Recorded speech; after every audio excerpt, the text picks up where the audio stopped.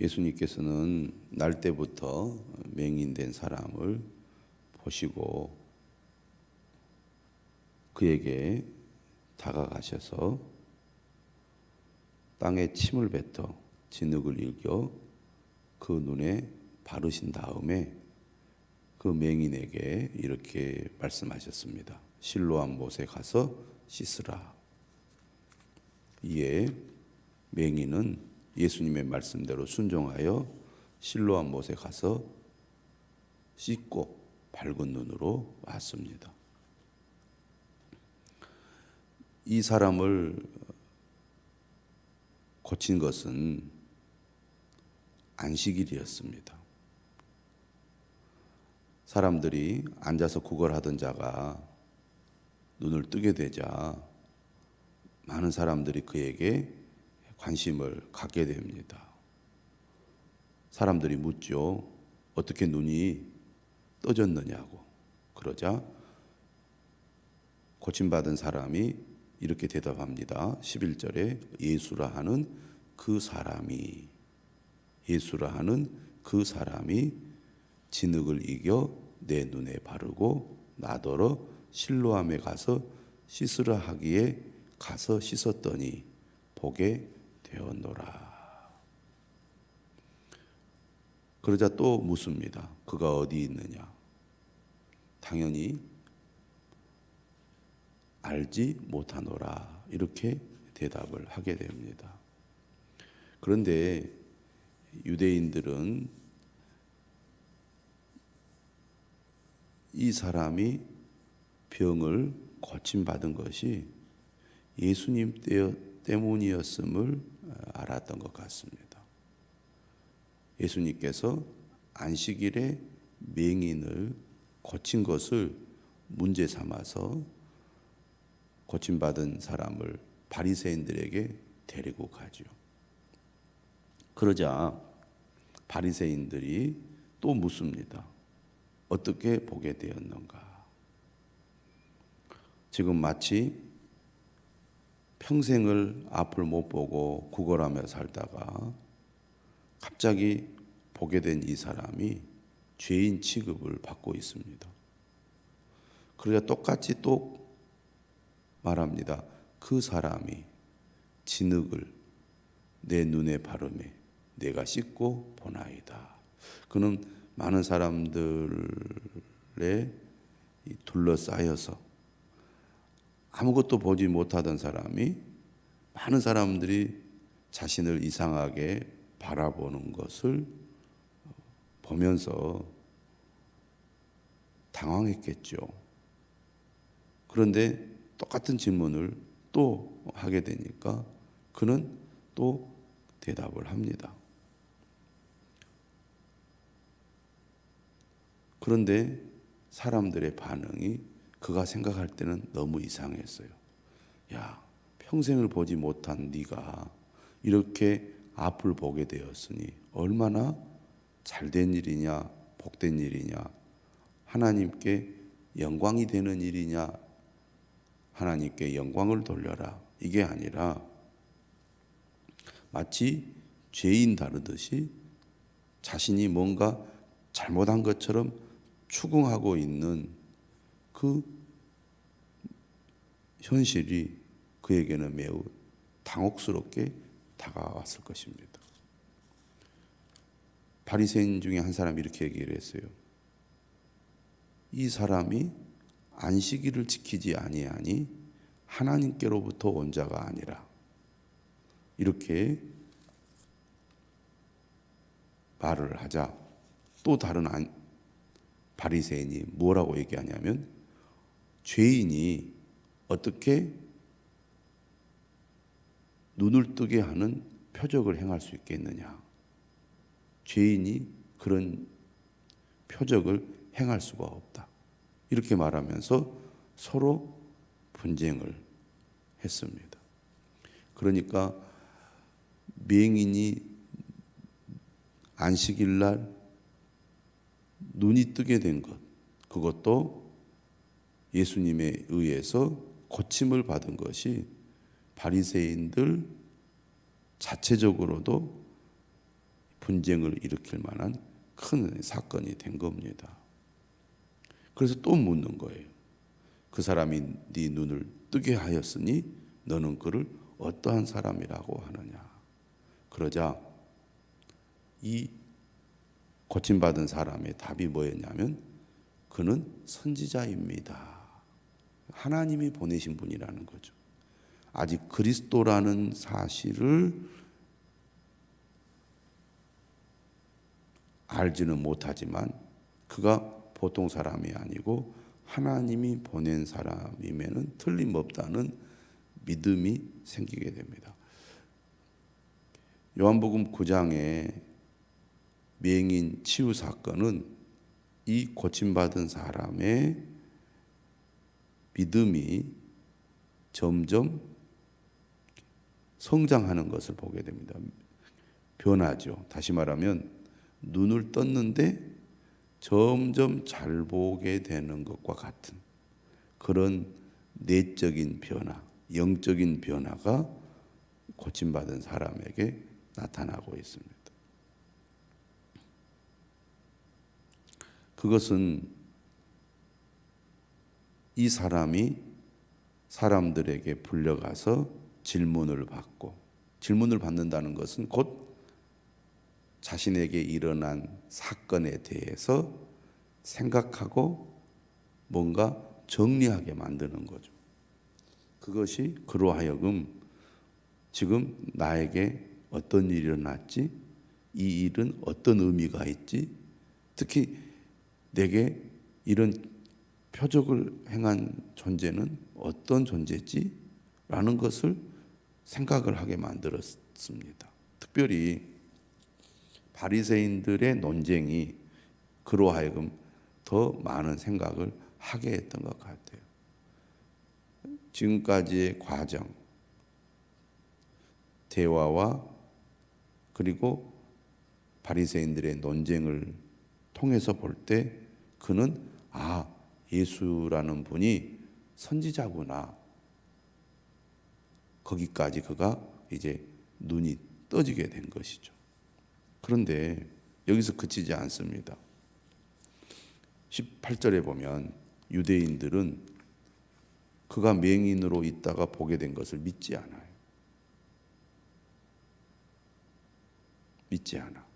어떻게 평생을 보지 못했는데 볼 수 있느냐. 이거는 뭔가 이상하다는 거죠. 그래서 당사자의 증언을 믿지 못하고 부모를 소환합니다. 그러니 얼마나 참 재밌게 얘기가 흘러갑니까? 그래서 그 부모에게 얘기를 해요. 이 사람이 정말 네 아들이 맹인으로 태어난 게 맞느냐? 맹인으로 태어난 자가 네 아들이 맞느냐? 이렇게 묻자 그렇게 또 질문을 한 가지 더 하죠. 지금 어떻게 해서 보게 됐느냐? 이렇게 묻자 부모가 대답을 합니다. 맞다고. 이 아들이 맹인으로 태어난 것이 맞다고. 그런데 어떻게 보게 되었는지, 누가 그 눈을 뜨게 했는지는 모른다. 라고 대답을 합니다. 그런데 그리고 나서 뭐라고 얘기하느냐면 그가 이미 장성한 어른이니까 그에게 직접 물어보라고. 이렇게 유대인들의 질문에 온전한 대답을 하지 않습니다. 이유가 또 설명이 되어 있어요. 22절에 보면 유대인들이 누구든지 예수를 그리스도로 시인하는 자는 출교하기로 결의하였으므로 그들을 무소함이라.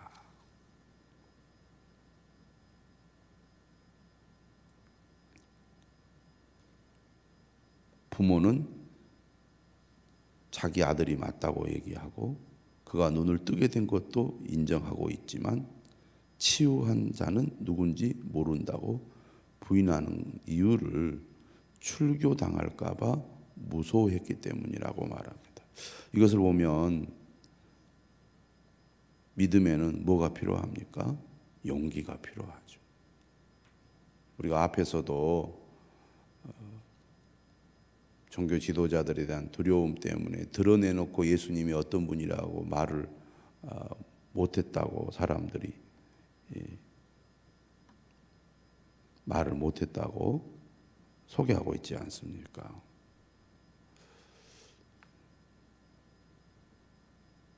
어떤 면에서는 믿음을 갖는다는 것이 뭔가 내가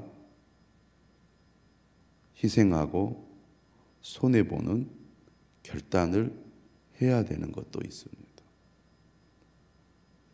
확실하게 돌아서는 것이 믿음인데, 그러려면 지금까지 내가 좋아하고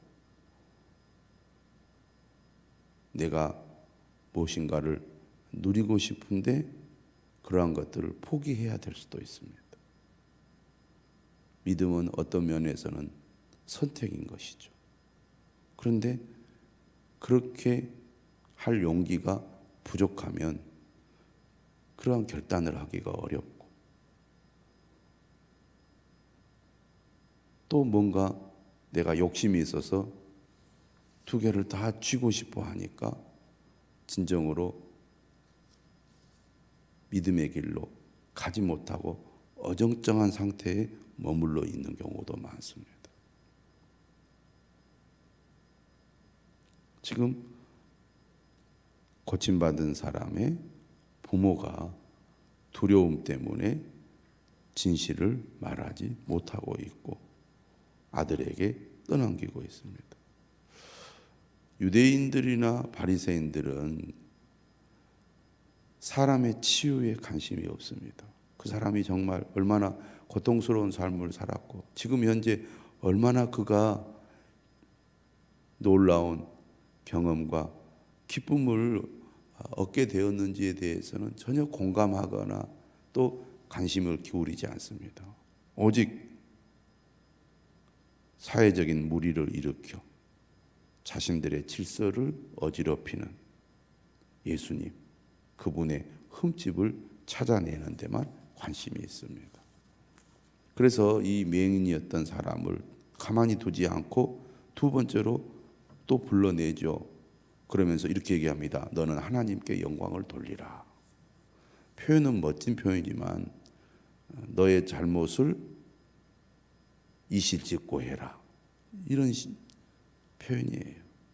우리는 이 사람이 죄인인 줄 아노라. 안식일 날 너를 고쳐준 예수라는 사람은 안식일을 어겼기 때문에 죄인이라는 거예요. 바리새인들이 매우 거만하게 겁박을 하고 있습니다. 그런데 지금 계속 불려다니면서 죄인처럼 추궁을 당하는 이 고침받은 사람은 매우 당당합니다. 왜? 그가 경험한 게 확실하고 그 사람들과의 대화를 통해서 점점 그는 영적인 눈이 떠지기 시작하면서 그의 내적인 변화가 일어나고 있기 때문입니다. 그러자 그가 당당하게 이렇게 얘기하죠.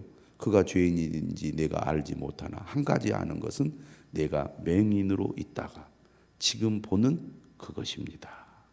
그럼 너무나 확실한 체험을 했고 그리고 진실한 증언을 하고 있습니다. 매우 정직하고 진실하죠. 그런데 사람들은 보고도 믿지 않고 있습니다. 보고도 믿지 않아요. 똑같은 질문을 또 해요. 26절에. 그 사람이 네게 무엇을 하였느냐? 어떻게 네 눈을 뜨게 하였느냐? 그러니 얼마나 이 눈뜬 사람이 답답하겠습니까? 지금 의심하고 믿지 못하고 추궁하는 이 사람들은 영적으로 완전히 맹인이에요. 앞을 보지 못하고 있습니다. 그러니까 막 헤매고 있어요. 자, 이쪽으로 가야 된다고 말해도 막 어딘지 모르고 막 지금 더듬거리고 막 있습니다. 영적으로 볼 때. 근데 평생을 보지 못하다가 눈을 뜬 사람은 이 눈을 뜨고 평생을 살았던 사람들이 너무 답답하게 행동을 하고 말을 하니까 이렇게 얘기를 해요. 27절에 내가 이미 일러서도 듣지 아니하고 어찌하여 다시 듣고자 하느냐. 당신들도 그의 제자가 되려고 하느냐 하면서 오히려 그들의 문제를 이 사람이 점점 이제 알게 되는 거예요. 아, 저 사람들이 정말 문제가 있는 사람이구나. 그러자 그들의 반응은 어땠습니까? 28절에 욕을 하면서 이렇게 얘기해요. 너는 그의 제자이나 우리는 모세의 제자다. 하나님이 모세에게 말씀하신 줄을 우리가 알거니와 이 사람은 어디서 왔는지 알지 못하노라. 그들은 과거의 얽매에서 자기들이 가지고 있는 기득권, 또 자기들의 어떤 신분에 대한 지나친 자부심이, 자만심이라고 하겠죠. 거기에 갇혀가지고 진리를 보지 못하고 진실을 보지 못하고 색안경을 끼고 의심하면서 분명히 일어난 사건에 대해서도 그들이 부인을 하고 있으니 얼마나 답답했겠습니까? 그래서 30절에 보면 고침받은 그 사람이 이렇게 말합니다. 이상하다. 이 사람이 내 눈을 뜨게 하였으되 당신들은 그가 어디서 왔는지 알지 못하는도다. 이 일이 그냥 일어날 수 있는 일이냐? 이 사람은 아무리 생각을 해도 그들의 얘기를 들어봐도 이것은 정말 하나님이 하신 일이지 사람으로서 할 수 없는 일이라는 거예요. 점점 그가 영적인 눈이 밝아지기 시작합니다. 신앙이라는 것은 한순간에 확 변하기보다는 과정을 통해서 변화가 되는 것 같아요. 그게 어떻게 보면 일반적인 것입니다. 영적인 눈이 점점 떠져서 더 확실하게 보이듯이 사람이 예수님께서 병을 고쳐주셨을 때 처음에는 잘 안 보이다가 좀 더 잘 보이다가 완전히 보게 되는 그 기적 이야기가 있지 않습니까? 지금 이 사람도 점점 눈이 띄어지는데 우리의 영적인 눈도 그렇게 변화되는 것이죠. 근데 이 사람이 그걸 잘 보여주고 있습니다. 그러면서 이렇게 얘기해요. 하나님의 죄인의 말을 듣지 아니하고 경건하여 그 뜻대로 행하는 자의 말은 들으시는 줄을 우리가 아나이다. 그러니까 예수님이 어떤 분이냐라는 질문 받았을 때 처음에는 그 사람이라고 했습니다. 그 다음에는 뭐라고 했습니까? 선지자라고 했어요. 그 다음에는 뭐라고 말합니까? 그는 하나님의 뜻대로 행하는 분이다. 그리고 하나님이 그의 말을 들으신다 라는 데까지 그가 이르게 된 거예요. 그러면서 32절에 창세 이후로 맹인으로 난 자의 눈을 뜨게 하였다 함을 듣지 못하였으니 그는 자신에게 일어난 이 놀라운 일은 바로 하나님이 그 사람을 통해서 하신 일이라는 확신을 갖게 했습니다. 이 사람이 하나님께로부터 오지 아니하였으면 아무 일도 할 수 없으리이다. 이렇게 그는 자신이 만난 예수님, 자신이 경험한 이 놀라운 기적, 그리고 사람들과의 대화를 통해서 그가 점점 영적인 눈이 떠지고 깨달아 그가 고백을 했을 때 그의 전체적인 그 변화를 보면서 사람들이 뭔가 놀라운 일이 일어났고 그에게 행하신 분이 놀라운 분이구나, 이렇게 그들도 뭔가 눈이 뜨여야 되는데 여전히 영적인 맹인의 상태에서 이렇게 대답을 하죠. 네가 온전히 죄 가운데서 나서 우리를 가르치느냐 하면서 쫓아내버립니다. 그러자 예수님이 그들이 그 사람을 쫓아냈다 하는 말을 듣고 그에게 또 찾아오십니다. 그를 만나 주시죠. 그리고 이렇게 묻습니다. 네가 인자를 믿느냐?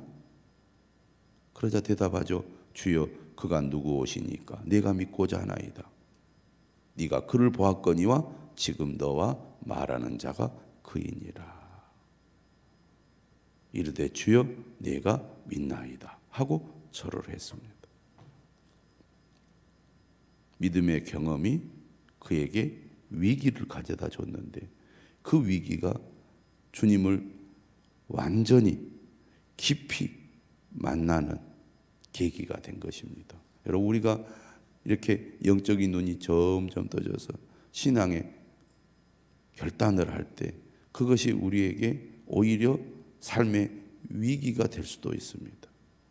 그런데 그것이 또 더 믿음이 단단해지고 깊어지는 계기가 될 수 있거든요. 근데 지금 이 사람이 그렇게 된 거예요.